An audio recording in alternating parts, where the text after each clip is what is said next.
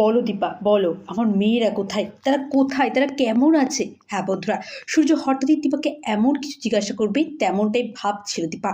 ওনাকে ছোঁয়ার আগামী পর্বগুলিতে আপনারা ঠিক এমনটাই দেখবেন। চ্যানেল নতুন হলে চ্যানেলটা সাবস্ক্রাইব করে দেবেন ও ভিডিওতে অবশ্যই একটা লাইক করে দেবেন।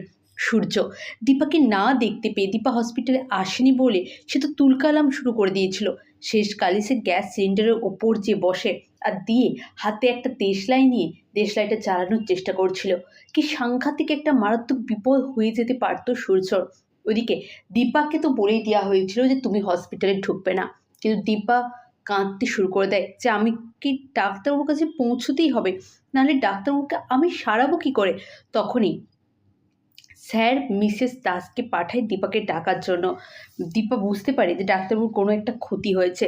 দীপা ছুটে গিয়ে দেখে এরকম অবস্থা যে সূর্য সিলিন্ডারের উপরে বসে আছে আর হাতে তার একটা দেশলাই।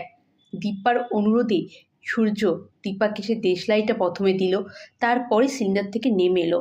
ওইদিকে এই সমস্ত কিছুতেই একটা খটকা লাগলো মিসেস দাসের, যে এই মহিলাটির প্রতি ওই পেশেন্টটা এত আবেগপ্রবণ কেন। এখানে তো আরও অনেক মহিলা আছে, তাহলে কি ওদের মধ্যে কোনো সম্পর্ক আছে? না না, আমাকে ব্যাপারটা দেখতেই হবে, তাহলে হয়তো মিসেস দাসই দীপাকে ধরে ফেলবে। ওইদিকে দীপার নাম তো উর্মি, দীপা বলেছে। উর্মি উর্মি বলে অনেকবার ডাকলেও দীপা প্রথমে সাড়া দেয় না, কারণ সে তো বুঝতেই পারছিল না তাকে কেউ ডাকছে। এটা তো খটকা হয় মিসেস দাসের। ওইদিকে সূর্য বলে তুমি প্লিজ আমাকে ছেড়ে কোথাও যেও না। দীপা আবার সূর্যকে সমস্ত কিছু মনে করানোর চেষ্টা করে, বলে মনে করুন না ডাক্তারবাবু, আপনার দুটো মেয়ে আছে, আমি দীপা, আপনার বাড়ি আছে, কে আপনার এরকম অবস্থা করলো? মিশকা, ইরাই বা কোথায় ডাক্তারবাবু? কিন্তু সূর্য কিছুই বলতে পারলো না, তার মাথায় প্রচণ্ড একটা চাপ লাগছিল। সে আবারও একটা কথাই বলতে লাগলো, আমি কিছু দেবো না, আমার কাছে কিচ্ছু নেই।